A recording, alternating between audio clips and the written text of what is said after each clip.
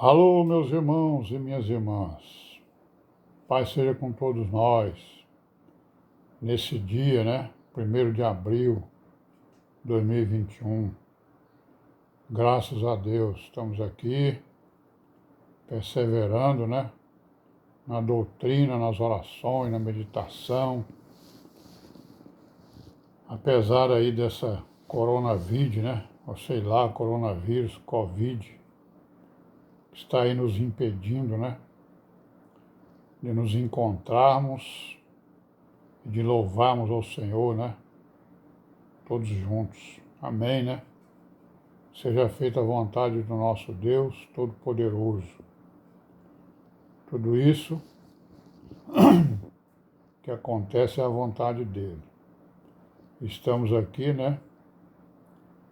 Vivendo para fazer a vontade dele. E estamos pedindo aí que ele nos livre aí do mal, né? Nos livre aí dos espíritos malignos, também nos livre de nós mesmos. Nos livre também das religiões, das teorias, né? Das filosofias que são contrárias à sua palavra. E é o que está cheio aí no mundo, né? Todo lugar que a gente vira, todo lugar, todas as pessoas que a gente conversa, sempre tem a sua opinião, né? Errada acerca das coisas espirituais, né? E a maneira certa de ver as coisas espirituais é o que está escrito aqui nas Escrituras. Então, os entendimentos do mundo são entendimentos segundo as suas teorias aí dos homens, né? Aliados aí com os espíritos malignos. Então, eles têm opinião sobre tudo. É errada, né?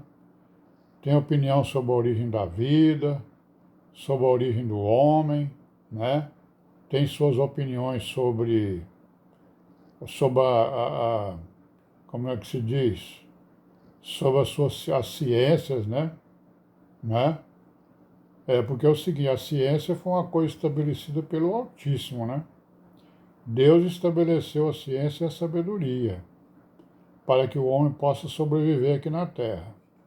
Como é que ele vai adquirir essa sabedoria? Principalmente pela experiência, né? Pelo acúmulo da experiência, ele vai acumulando conhecimento e a ciência e vai decidindo o que é certeza e o que não é. Isso é o que a humanidade tem feito, né? Através dos tempos, apesar de tudo. Apesar de que elas andam, apesar de que a humanidade anda, né? Nos caminhos tortuosos, mas o Deus de Israel ele toma suas providências para que também a humanidade não se destrua, né, pelo uso da ciência, por exemplo, e das coisas que são descobertas, né? Não é isso? Que a ciência, o que ela faz? A ciência ela nos mostra o que são os fenômenos do mundo, as coisas que acontecem no mundo. Por exemplo, as doenças, né? Certo? Então, o que acontece? Quer dizer, a primeira pessoa que ficou doente, por exemplo, de alguma coisa lá no passado, digamos, né, que ele sentiu lá uma dor de cabeça, né, ou teve uma infecção, então ele não sabia o que era, né, ele foi investigar. O que será que é isso? Será que foi alguma coisa que eu comi? Né? Será que foi isso ou aquilo outro? E aí aquelas informações vão passando de pai para filho, de geração a geração, até que foram descobertos micro-organismos, né, do tipo aí, né, desse vírus aí que a gente está vendo aí, o coronavírus, né? Então tem vírus, bactérias, não sei o quê, tem um monte de coisa aí que são, que são, como é que se diz? Seres microscópicos que a gente não vê com o olho nu, né? Nós não vemos a olho nu. Então aí essa ciência ela foi progredindo, né? Até que o homem, o quê? Para algumas doenças ele descobriu uma maneira de se, como é que fala? De se vacinar, né? Uma maneira de se defender contra essas doenças. E aí, então, ele criou uma vacina e tal, não sei o quê, primeira vacina, segunda, terceira, e hoje nós estamos aí com um monte de vacinas para prevenir um monte de doenças, certo? Mas não devemos esquecer que no meio da ciência existe a ciência falsa, a pseudociência, né? Aqueles que são contrários à ciência e que nos enchem de informações erradas, informações que não são verdadeiras. Não é isso? Bom, não sei nem porque que eu estou falando isso, mas porque veio aqui na minha mente, porque exatamente eu andei lendo algumas coisas sobre a ciência ontem, me recordando, né, de algumas coisas. Mas vamos passar aqui pelo 1 Coríntios, capítulo 12, né? Nós estamos aqui no capítulo 12 de 1 Coríntios, no versículo 12.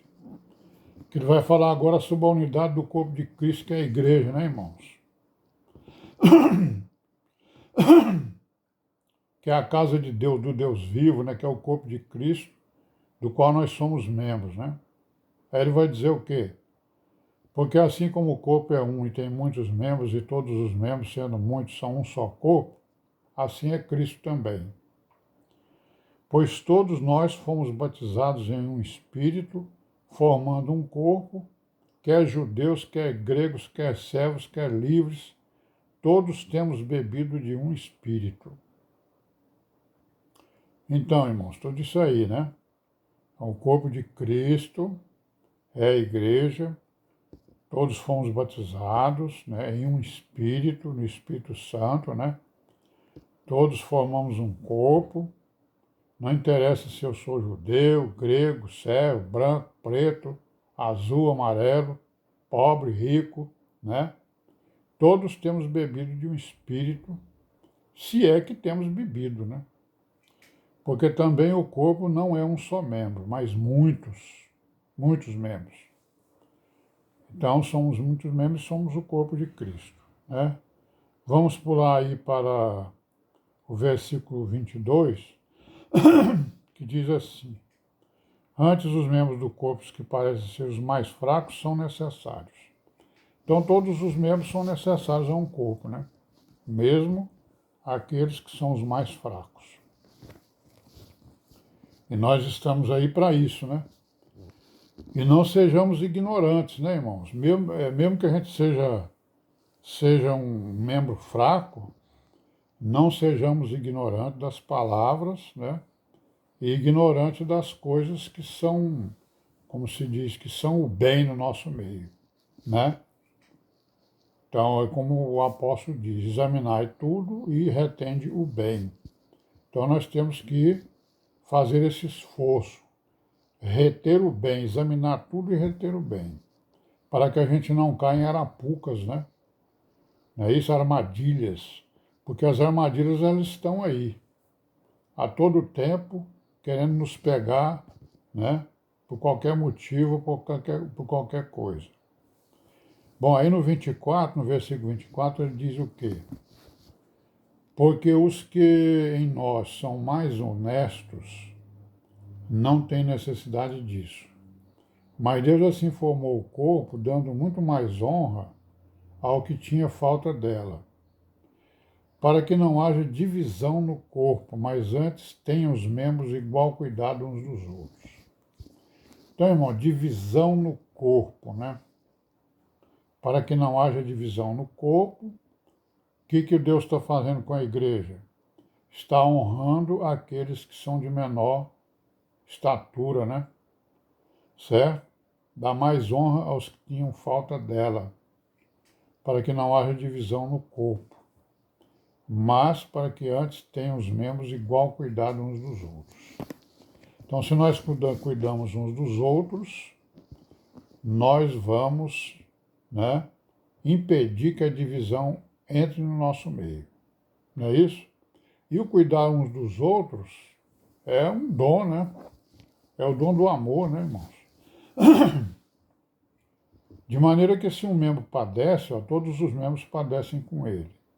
Se um membro é honrado, todos os membros se regozijam com ele, né?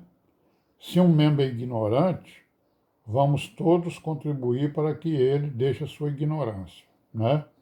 Para que ele possa entender as coisas de maneira a que não haja divisão no corpo. Ora, vós sois o corpo de Cristo, seus membros em particular. É o que ele está dizendo aí todo o tempo, né? E aí ele vai colocar o que? Alguns membros aqui, né? Ó.